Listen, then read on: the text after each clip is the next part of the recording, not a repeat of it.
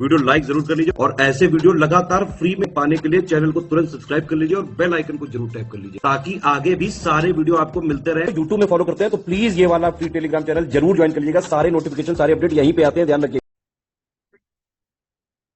जय Hind everyone, welcome you all to study for civil services. जैसा कि आप सभी लोग जानते हैं, आज की हमारी डेट है 23 सितंबर।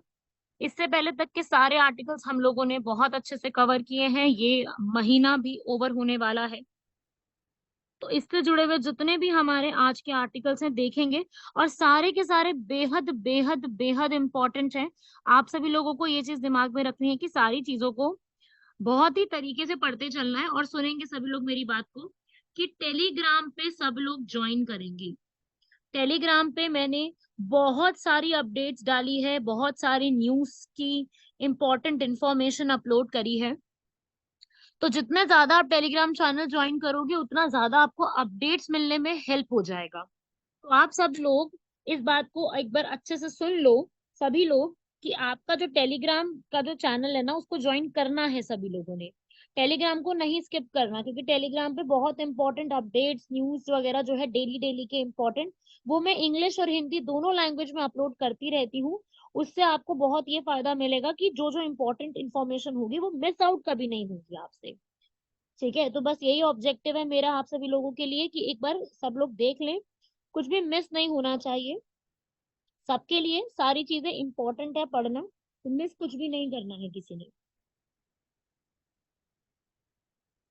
बढ़ते हैं हम सभी लोग आगे नेक्स्ट आज के मेन आर्टिकल्स के ऊपर। अगर आपको इसकी पीडीएफ चाहिए तो बिल्कुल आप पीडीएफ को भी ले सकते हैं कभी भी।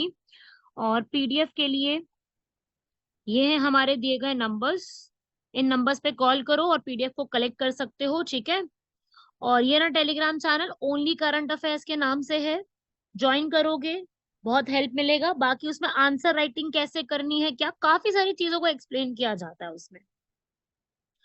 चलो भाई, फर्स्ट देख लेते हैं आर्टिकल। सबसे पहले हायर एजुकेशन क्वालिफिकेशन फ्रेमवर्क। फिर अगर ये वाला ये टॉपिक आता है one nation one election, everyone, one nation और वन इलेक्शन के ऊपर बात है। फिर वुमेन रिजर्वेशन बिल आपको बताया था, जब लोकसभा में पास हुआ था तब मैंने आपको बताया था। अभी फिलहाल ही राज्यसभा में भी पास हो गया है, तो भी मैं आपको ये बताऊंगी।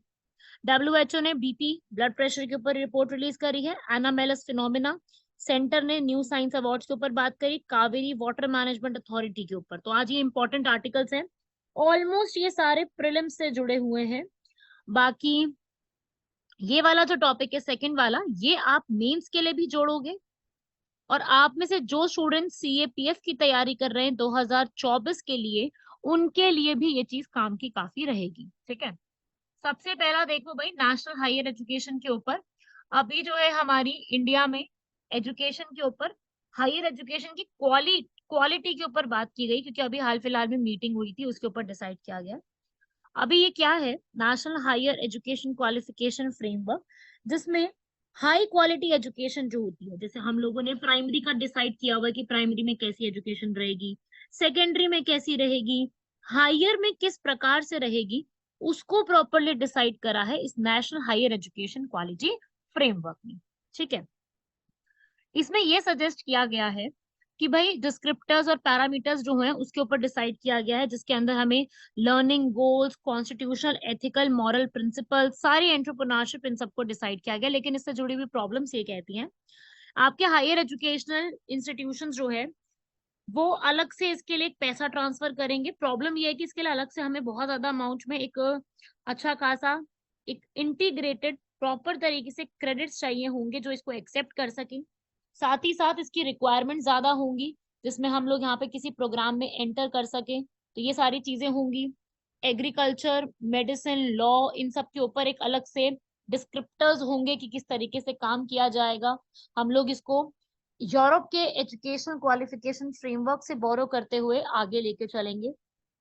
ठीक है, तो कुछ कुछ जगह पे डिफिकल्टीज हैं इस पूरे को लाने के लिए, जिसमें अगर किसी स्टूडेंट ने अंडर ग्रेजुएट प्रोग्राम 4 इयर्स का लिया है, किसी ने 3 इयर्स का लिया है, तो किस तरीके से एजुकेशन का क्राइटेरिया रहेगा, कौन सा सीजीपीए के साथ रहेगा, पीएचडी में एडमिशन जब देने हैं तो क्या रहेगा। सो बेसिकली आप ये कह सकते हो कि इस पूरे में थोड़ी सी डिफिकल्टीज है इम्प्लीमेंट करवाने में।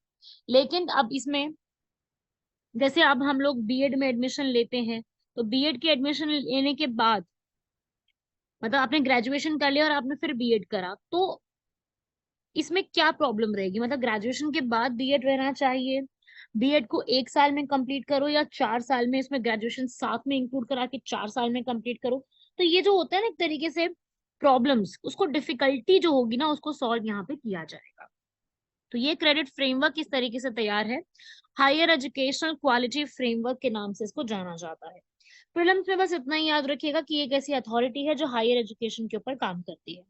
अब जो मैं सेकंड टॉपिक आपको करा रही हूँ ये तो बेहद बेहद बेहद बेहद इंपॉर्टेंट है, जिसमें वन नेशन वन इलेक्शन के ऊपर बात हो रही है, क्योंकि अभी हाल फिलहाल में एक 8 मेंबर की कमेटी यहाँ पे बनाई गई है।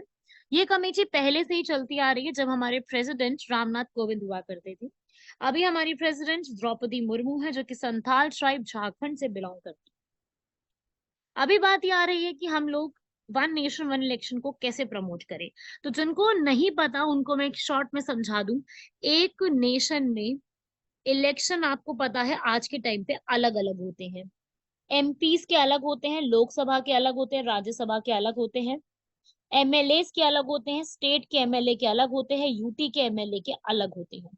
एमपी और एमएलए में डिफरेंस सबको पता है ना। एमपी का मतलब होता है मेंबर ऑफ पार्लियामेंट, सांसद, जो कि लोकसभा राज्यसभा का मेंबर होता है। एमएलए होता है विधायक, जो कि लेजिस्लेटिव असेंबली का मेंबर होता है। और भारत में सारी की सारी 28 की 28 स्टेट्स में हमारे एमएलए।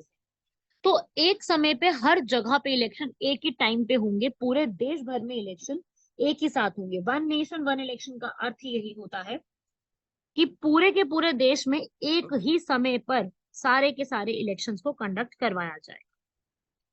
ठीक है, इसे हम क्या कहते हैं? One nation one election. तो अब यहाँ पे क्या हो रहा है, यही बात बोली जा रही है कि वन नेशन वन इलेक्शन अगर हम करते हैं, एक ही टाइम पे अगर हम इलेक्शन को लेके आते हैं, तो प्रॉब्लम्स बहुत सारी हैं। अभी ऐसा बोला जा रहा है कि अगर हम एक टाइम पे नहीं करवाते हैं तो खर्चे बहुत बढ़ जाते हैं। चलो बहुत सही बात है वो। लॉ मिनिस्टर ने भी इसके ऊपर बोला है कि हम लोग इसके ऊपर जो है वो एक स्टेट्स के ऊपर भी परमिशन लेंगे। अगर हम इसको लेके आते हैं तो हम लोग इसके लिए अमेंडमेंट करेंगे, कॉन्स्टिट्यूशन में अमेंडमेंट होगा, आर्टिकल 368 के तहत होगा। कॉन्स्टिट्यूशन अमेंडमेंट देखो सिंपल मेजोरिटी से भी पास होता है। सिंपल मेजोरिटी का हिंदी में मतलब होता है सामान्य बहुमत। 50% plus one of present and voting इसको बोला जाता है। जिनको नहीं पता मैं उनको इस बारे में समझा दूं। Simple majority present and voting के थ्रू पार्लियामेंट में पास करवाई जाती है, जिसमें कोरम नहीं चाहिए होता। कोरम का मतलब क्या होता है? Minimum attendance. इसमें कोई मिनिमम अटेंडेंस नहीं चाहिए होती। सिंपल मेजोरिटी से अगर कोई भी बिल पास होता है, सिंपल मेजोरिटी का अर्थ होता है कि प्रेजेंट एंड वोटिंग चल रहा है। प्रेजेंट एंड वोटिंग का मतलब क्या है कि जैसे लोकसभा में 543 मेंबर्स हैं। अब आज कोई बिल पास होना है तो जरूरी तो नहीं है ना कि 543 के 543 लोग उपस्थित होंगे। हो सकता है उनमें से मैं मान लेती हूँ 502 लोग हैं, 2 लोग एब्सेंट हैं। ठीक है, मतलब बाकी लोग एब्सेंट है और 2 लोग वोटिंग देने से मना। कितने लोग बच गए? 500। अब 500 का आप निकाल लो, 50% प्लस वन, वो आ जाएगा हमारा 251। तो सिंपल मेजोरिटी में एग्जाम्पल के तहत 251 लोगों की रिक्वायरमेंट होगी। इसे हम कहते हैं सिंपल मेजोरिटी। सिंपल मेजोरिटी हम तब तब यूज करते हैं जब हमें कोई नई स्टेट को ऐड करना होता है। ठीक है, या फिर हमें आर्टिकल 169 में जो हमारी काउंसिल्स होती है, विधान परिषद, उनको क्रिएट करना या उनको हटाना होता है। अभी फिलहाल में लेजिस्लेटिव काउंसिल 6 स्टेट्स में है। अगर आप में से किसी को भी ये बातें समझ नहीं आ रही है ना, तो मेरी पॉलिटी की पापा वीडियो है स्टडी फॉर सिविल सर्विसेज के चैनल पर, आप उसको देखोगे, आपको बहुत बहुत बहुत सारी चीजें क्लियर हो जाएंगी। वो वीडियो बहुत मेहनत से और बहुत डिटेल में बनाई गई है। आप सभी लोगों से गुजारिश है कि एक बार उस वीडियो को देख लो। आपको अपने आप ही बहुत सारी चीजें अपने आप क्लियर हो जाएंगी, बिकॉज वो बहुत इजी तरीके से मैंने वहां पे समझाया हुआ है। इजी मतलब कि आपको इजी समझ में आ जाएगा। मतलब प्रोसेस तो डिफिकल्ट ही है, ये मत सोचना कि मैंने कहाँ से इजी कर दिया भाई। मैंने इजी तरीके से आपको एक्सप्लेन करने की कोशिश करी और बहुत से लोगों ने वीडियोस देखी भी हैं और बहुत कमेंट्स भी करे हैं, बहुत पसंद भी किया है उस वीडियो को। तो अब वो आप लोग देख सकते हो। उससे आपको फायदा ये होगा कि पॉलिटी के जो कॉन्सेप्ट्स आपके क्लियर नहीं है अभी तक, वो आपके क्लियर हो जाएंगे, ये मेरी गारंटी है। क्योंकि मैंने बहुत बहुत बहुत डिटेल में और बहुत अच्छे से उसको समझाया। तो आप सभी लोग चाहें तो बिल्कुल पॉलिटी पापा वीडियो हिंदी मीडियम वाली इंग्लिश मीडियम वाली दोनों अवेलेबल हैं हमारे यूट्यूब चैनल पर, उसको आप देख के अपने नोट्स को भी कंप्लीट कर सकते हो, ठीक है।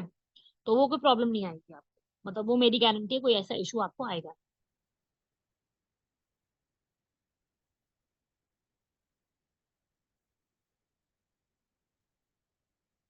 ठीक है, चलो आगे बढ़ते हैं।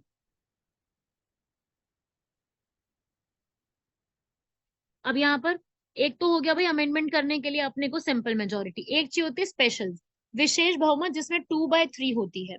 2/3 मेजोरिटी आपको दोनों हाउसेस में चाहिए होती है।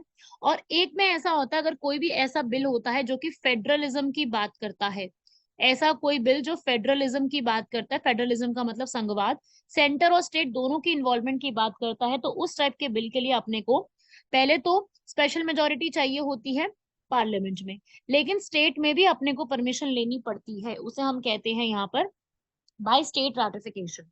जैसे वन नेशन वन इलेक्शन, इसमें स्टेट का इन्वॉल्वमेंट आएगा। हाई कोर्ट की बात होती है, जीएसटी था, जीएसटी में भी स्टेट का इन्वॉल्वमेंट था। अब प्रेसिडेंट के इलेक्शन में होता है, क्योंकि प्रेसिडेंट के इलेक्शन में एमएलए भी पार्टिसिपेट करते हैं। तो कल को अपन लोग कोई इसमें प्रोसेस में चेंज करते हैं, तो हमें एमएलए मतलब स्टेट की भी परमिशन लगेगी वहां पर। तो उसे हम कहते हैं special majority with states ratification. और स्टेट्स में इसके अंदर 50% प्लस वन स्टेट्स की रेटिफिकेशन चाहिए होती है। मतलब अपने भारत में अगर 28 स्टेट हैं और 2 यूटीज हैं ऐसी जहाँ पे अभी लेजिस्लेटिव असेंबली है, तो अपने को 30 में से 15 स्टेट्स की परमिशन मिल गई, तो हम लोग इसको गुड टू गो कर सकते हैं, मतलब आगे बढ़ सकते हैं। इसे हम कहते हैं special majority with half of the state ratification. तो कोई भी इस तरीके के चेंजेस करने के लिए अपने को ये वाली पावर चाहिए होती है। ठीक है, तो आप देख सकते हो एग्जाम्पल ये वाले दिए हुए हैं।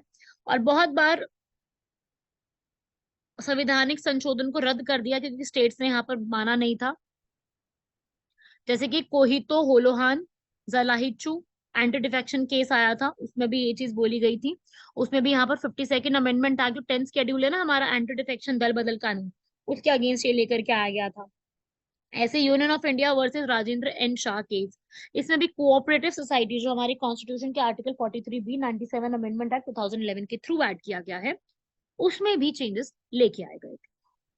ठीक है, तो स्टेट जो है यहाँ पर, स्टेट को ये बताने की जरूरत नहीं है कि हमने क्यों यहाँ पर रेटिफाई नहीं किया, बस ये ऐसा होता है कि अमेंडमेंट का प्रोसेस थोड़ा डिफिकल्ट हो जाता है। अब देखो, अब सरकार को मान लो कोई अमेंडमेंट करना है, लेकिन वो नहीं कर सकती है जब तक यहाँ पर हमारी जो स्टेट्स हैं, आधी से ज्यादा स्टेट इसके ऊपर परमिशन नहीं देती। तो अगर आधी से ज्यादा स्टेट इस पर परमिशन दे देंगी तब तो ठीक है, all will be done. But अगर वो यहाँ पे परमिशन नहीं देती तो प्रॉब्लमैटिक हो जाएगा। परमिशन मिलने के साथ ही कोई भी इशू यहाँ पर नहीं रहेगा।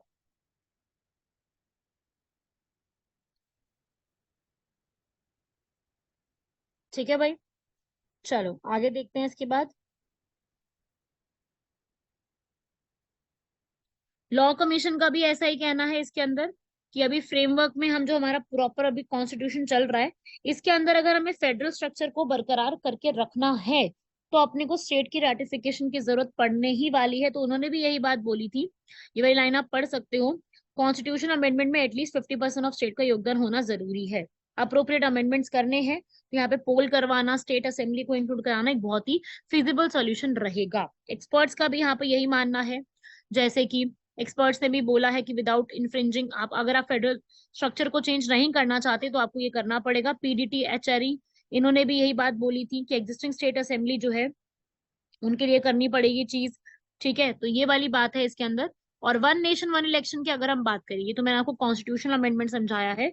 अगर मैं स्पेशली यहाँ पर वन नेशन वन इलेक्शन के ऊपर बात करूं, जो कि मैंने आपको कल की क्लास में एक लेक्चर एक आंसर लिखने को दिया भी था इसके ऊपर, तो अगर मैं स्पेशली यहाँ पर अब बात करती हूँ वन नेशन वन इलेक्शन के प्रोसेस की, तो देखो यार, वन नेशन वन इलेक्शन अभी यहाँ पर प्रोस एंड कॉन्स अपने बता रहे हैं। जब ये लेक्चर मैं रिकॉर्ड करके पूरा बता रही हूँ, इसकी फर्स्ट मीटिंग यहाँ पे चल रही है, ऑलरेडी चल रही है।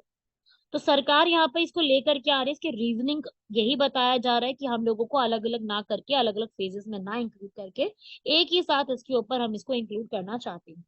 तो हमसे बहुत बहुत बहुत आसानी से इससे ये सवाल बनेगा कि इसके फायदे या नुकसान बताइए। ठीक है। और ऐसा नहीं कि पहली बार ये नहीं हुआ, ऐसा पहले बहुत बार हो चुका है। ये आइडिया ऐसा ऐसा होना चाहिए दोबारा से। इसको लॉ कमीशन के 1999 में बीपी रेड्डी जो थे, उन्होंने इसका आइडिया पूरा यहाँ पर दिया था। इन्होंने ये बोला था कि अगर हमें ऐसे करवाएंगे तो हमारी डिसीजन मेकिंग पावर बढ़ जाएगी, ठीक है, इलेक्शन की कॉस्ट घट जाएगी। क्योंकि एक रिपोर्ट के हिसाब से जब लास्ट टाइम हमारे एमपी के इलेक्शन हुए थे 2019 में, तो 60,000 करोड़ का खर्चा आया था उस पर, ठीक है। तो अगर साथ में इलेक्शन कराएंगे तो खर्चे डिवाइड होने शुरू हो जाते हैं। सिक्योरिटी फोर्सेस का कम कम यहाँ पे हम एम्प्लॉयमेंट करेंगे, और जो लोग होते हैं ना कि आप फ्रीबीज बांटना शुरू कर देते हैं, वो इजी हो जाएगा। लेकिन वही है, इसका हैंडल करना बहुत मुश्किल हो जाएगा। और अगर हम इलेक्शंस करवा भी देते हैं कंडक्ट, तब भी प्रॉब्लम ये आ जाएगी अपने को कि किसी जगह पे एमएलए है, ठीक है, किसी स्टेट में सरकार फॉर्म नहीं हो पाई, सरकार गिर गई, तो वो स्टेट तो फिर पीछे हो जाएगी वन नेशन वन इलेक्शन की रेस में। तो ये कुछ प्रॉब्लम्स है जो फेस हो सकती है। बाकी अगला टॉपिक हमारा आ जाएगा वुमेन रिजर्वेशन बिल के ऊपर। विमेन रिजर्वेशन बिल आप सभी लोग जानते हैं, ये बात यहाँ पर कर दी गई है कि बिल पास हो गया है दोनों हाउसेस के अंदर। पहले लोकसभा में पास हुआ था, अब यहाँ पर राज्यसभा में भी पास हो गया है। और ये बोल रहा है भाई कि 1/3 सीट फिल होंगी यहाँ पर विमेन की। कहाँ पर होंगी? एमपी और एमएलए दोनों के इलेक्शन में दिल्ली की असेंबली में डायरेक्ट इलेक्शन से फिलअप की जाएगी, और ये 15 सालों तक रहेगा। 15 सालों से आगे एक्सटेंड करना है सरकार को तो वो भी कर सकते हैं। तो ये कुछ आर्टिकल्स को चेंज करेगा। 239A दिल्ली के ऊपर बात करता है, तो ये कुछ आर्टिकल्स को यहाँ पे चेंज करेगा। सेंसस पहले कंडक्ट होगा 2024 के इलेक्शन के बाद। पहले तो जनगणना होगी, फिर परिसीमन आयोग बैठेगा, डिलिमिटेशन कमीशन बैठेगी, सीट्स बढ़ाई जाएंगी, फिर यहाँ पे 33% कोटा यहाँ पर फिक्स कर दिया जाएगा फीमेल्स के लिए। अभी तक तो यहाँ पर क्या था कि रिजर्वेशन थी, मतलब ऐसा नहीं है कि यहाँ पर जो है SC ST वुमेन के लिए थे, लेकिन ओबीसी वुमेन के लिए कोई रिजर्वेशन नहीं था। रिजर्व सीट यहाँ पे डिलिमिटेशन के बाद यहाँ पे फिक्स की जाएगी। विमेन के ऊपर मैं स्पेशली बात करूं तो 1996 में ये बिल इंट्रोड्यूस हुआ था, लेकिन वापस से हट गया। 1998 में फिर आया, 2008 में, 2023 में आया नारी शक्ति बिल के नाम से। और आज के टाइम पे ये बिल जो है दोनों हाउसेस में बिना किसी ऑपोजिशन के पास हो गया। बिना किसी ऑपोजिशन के मतलब कि बहुत जबरदस्त ऑपोजिशन ने यहाँ पे प्रॉब्लम्स नहीं उठाई। कुछ जगह पे बस आर्टिकल्स में चेंज करना पड़ेगा, कुछ नए आर्टिकल्स को ऐड करना पड़ेगा। SC ST को भी यहाँ पर करेंगे, हॉरिजॉन्टल वुमेन रिजर्वेशन कहा जाएगा इसको। इसको पास करने के लिए दोनों हाउसेस के अंदर यहाँ पर जो है 2/3 मेजोरिटी यहाँ पर करवा दी जाएगी, और हाफ स्टेट की रैटिफिकेशन भी यहाँ पे ले लिया जाएगा, ठीक है। वुमेन रिजर्वेशन ऑलरेडी पंचायत में है, आर्टिकल नंबर 243D के तहत वुमेन रिजर्वेशन ऑलरेडी पंचायत में करी जा चुकी है। बाकी ये इसका इम्पोर्टेंस है, वुमेन को आगे बढ़ने का मौका मिलेगा, ठीक है। वुमेन रिप्रेजेंटेशन वैसे भी बहुत कम है भारत के अंदर। आज के टाइम पे अगर मैं 543 हमारी सीट्स हैं, उसमें करीब 80 ऐसी हैं फीमेल्स, 80 हैं वुमेन। अगर ये बिल इंट्रोड्यूस होकर लागू होगा तो कम से कम यहाँ पर 180 से ज्यादा फीमेल्स का पार्टिसिपेशन बढ़ जाए, ठीक है। हमारी कुछ कंट्रीज हैं जैसे कि फ्रांस, नेपाल, इन कंट्रीज में ऑलरेडी फीमेल रिप्रेजेंटेशन हाई है, ठीक है। स्वीडन में सबसे ज्यादा है, 46% फीमेल है वहां पर।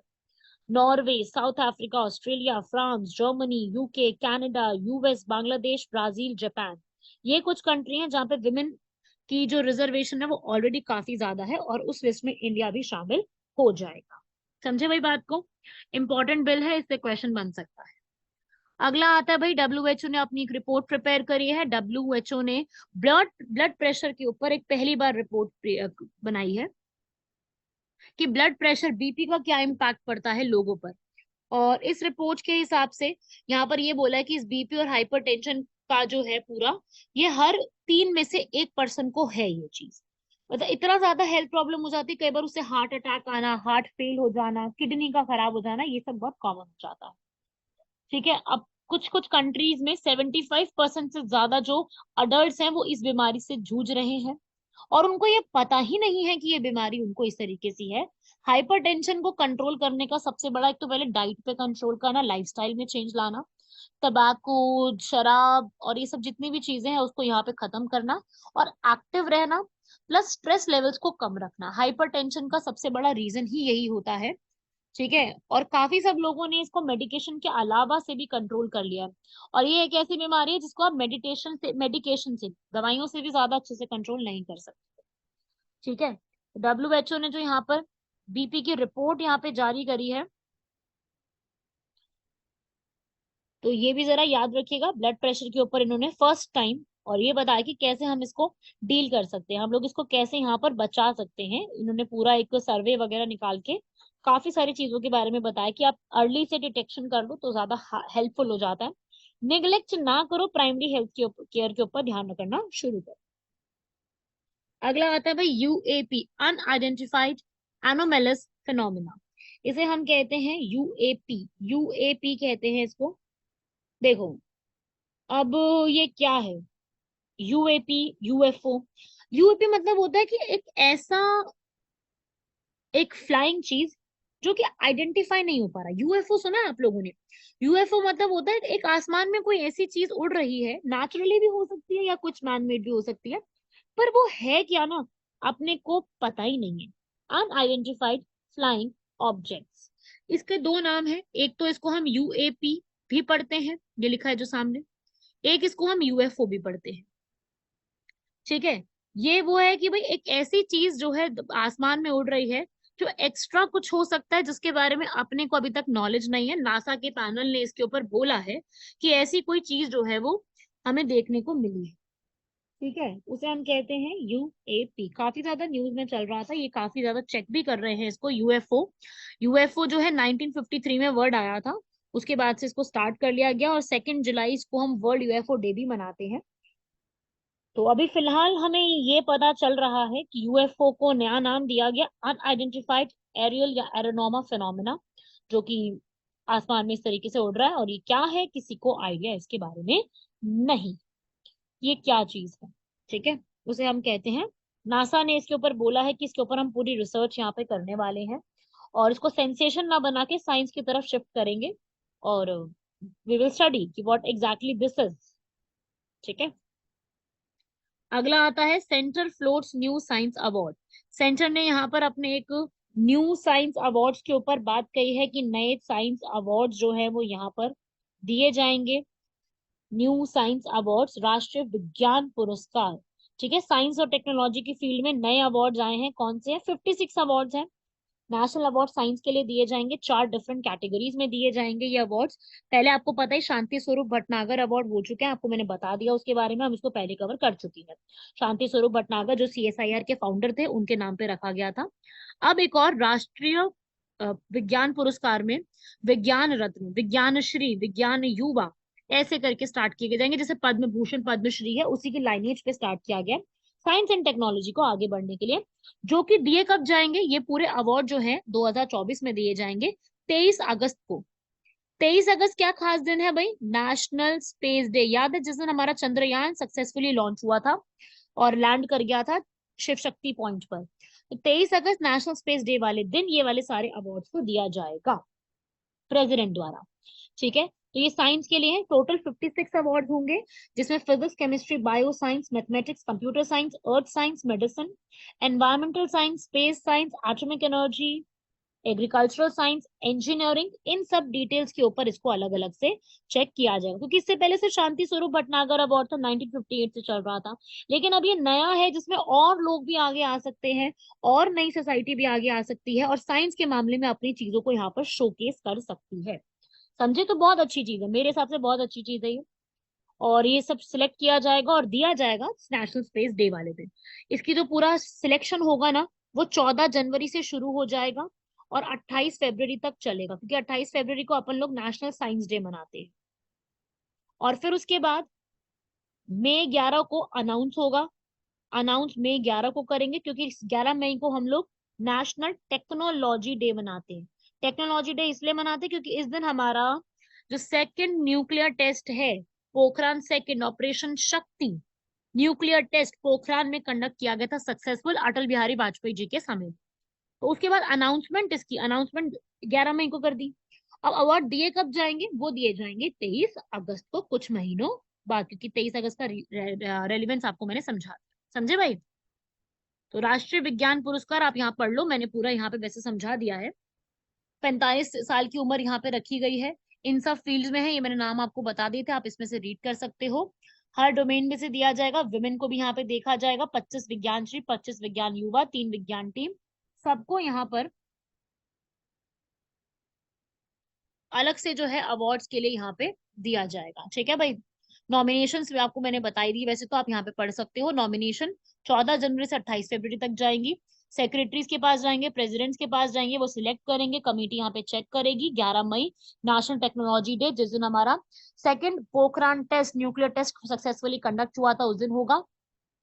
23 अगस्त को उसकी अनाउंसमेंट होकर के फाइनली अवार्ड्स दे दिए जाएंगे, क्योंकि उस दिन हम चंद्रयान 3 लैंडिंग मून को सेलिब्रेट करते हैं। तो ये सारे दिनों को दिमाग में रखते हुए ये सब बनाया गया है। ये सब अवार्ड्स हैं। विज्ञान रत्न, साइंटिस्ट की लाइफ टाइम अचीवमेंट अवार्ड, विज्ञान श्री कुछ अलग काम किया है, कुछ नई रिसर्च करी है। युवा शक्ति, नए साइंटिस्ट को, विज्ञान टीम और लोगों को भी रिकॉग्नाइज करने के लिए। तो इस तरीके से अवार्ड्स होंगे ताकि और ज्यादा इंडिया इस चीज में एक्सेल कर सके। ठीक है भाई, समझ गए ना? अच्छा सा ना पॉइंट, बहुत मजा आया होगा सबको, सुन के अच्छा लगा होगा। मुझे तो पर्सनली बहुत अच्छा लगा ये बताते हुए आपको। ऐसे ही लास्ट है Kaveri water management authority. Kaveri water management authority जो है, ये कावेरी रिवर को आपको पता ही है कि प्रॉब्लम्स चल रहे थे वाटर शेयरिंग के ऊपर। तो अभी यहाँ पर अभी जो है Kaveri river water management authority, आज भी थोड़ा सा वाटर शेयरिंग फॉर्मूला के ऊपर दिक्कत आ गई। क्यों? क्योंकि इस बार मानसून थोड़ा सा आपको पता है कि खराब सा रहा है, और या तो कहीं पर ज्यादा हुआ है, कहीं पर कम रहा है। तो मानसून की वजह से इस बार कावेरी रिवर के ऊपर दोबारा से सवाल जो है वो उठने लग गए। ठीक है। आपको पता है कि इस बार की जो कावेरी, जो हमारी कावेरी रिवर का जो दिया गया था, उसमें तमिलनाडु का शेयर सबसे ज्यादा, फिर कर्नाटक, फिर केरल और फिर पुडुचेरी, ये चारों का रखा गया था, जितना जितना वहां पे रिवर का फ्लो होता है। तो इस बार हुआ क्या कि कर्नाटका और कुछ कुछ रीजन में मेटूर डैम में कुछ ना कुछ प्रॉब्लम्स आई है, जिसकी वजह से टेंशन दोनों स्टेट्स में बढ़ गई है। हमेशा से तमिलनाडु और कर्नाटका के बीच में इसकी प्रॉब्लम्स काफी ज्यादा बार रही हैं। तो इस बार भी सेम वही चीज है।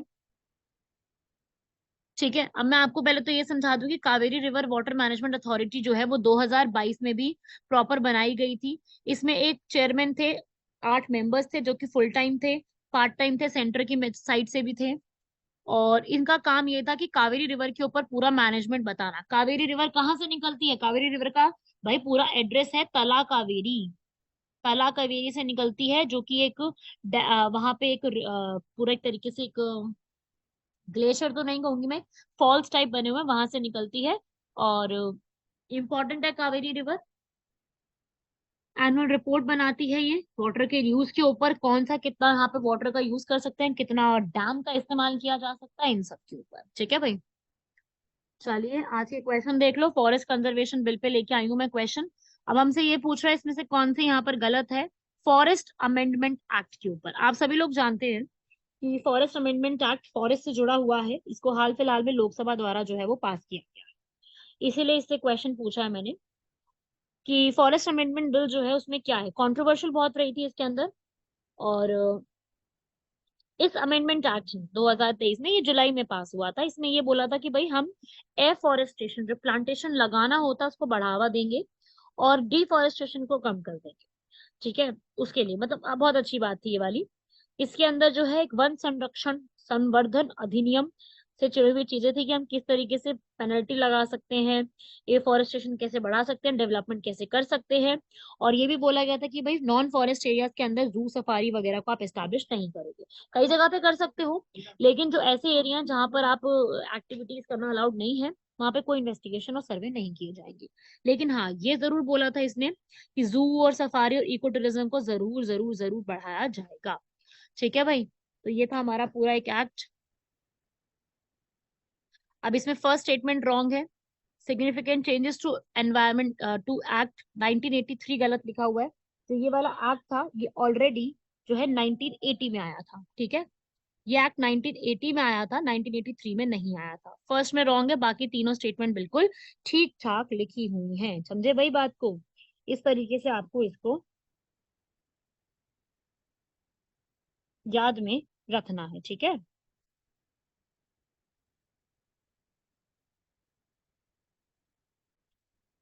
ये वाला आपसे पूछा जा सकता है। ठीक है भाई। इसको भी आप लोग पढ़ लीजिए, रिवाइज कर लीजिए इस पूरे को। इसमें फर्स्ट स्टेटमेंट गलत है, बाकी ठीक लिखा हुआ है। ठीक है भाई। ये आप स्टेटमेंट्स भी देख लेंगे। अगला है स्टार सी इनिशिएटिव। ठीक है। अगला देखेंगे भाई, स्टार सी इनिशिएटिव है। स्टार सी इनिशिएटिव जो है ये इंडिया के साथ मिलके स्टार्ट करा जा रहा है। देखो भाई, अब अपने को ये भी समझना है इसके अंदर कि what is this star C initiative. ठीक है, अब इसमें से भी सवाल, ये वैसे मैंने आपको करवाना था, चलो कोई ना, मैं अब आपको करवा देती हूँ। स्टार सी इनिशिएटिव जो है ये सोलर पावर को बढ़ावा देने के लिए, और इंडिया आपको पता है सोलर एनर्जी पे कितना ध्यान देता है। इवन हमने आईएसए भी बनाया, इंटरनेशनल सोलर अलायंस, जिसके हेडक्वार्टर्स गुड़गांव हरियाणा के अंदर है। तो पैसिफिक आइलैंड कंट्रीज ने मिलकर के इसको स्टार्ट किया है, आईएसए के साथ मिलकर के इसको स्टार्ट किया गया है। इसमें सोलर प्रोग्राम्स के ऊपर स्टार्ट किया जाएगा, हेडक्वार्टर्स इसके इंडिया है। ठीक है, तो इसमें फर्स्ट और थर्ड स्टेटमेंट ठीक है, इसमें नेक्स्ट गलत है। Joint effort by India and Canada, India और कनाडा का इसमें कोई मतलब नहीं है, सब मिलकर के स्टार्ट किया गया है। ठीक है, इंडिया एंड फ्रांस के साथ स्टार्ट किया गया था ये वाला, कनाडा इसमें गलत लिखा हुआ है। तो बाकी स्टेटमेंट्स ठीक थी, पढ़ लेना आप सब लोग इसको, ये वाली स्टेटमेंट भी अच्छे से आप रीड कर सकते हो। और आज के यहाँ पर the oral polio vaccine is still crucial to eradicate polio.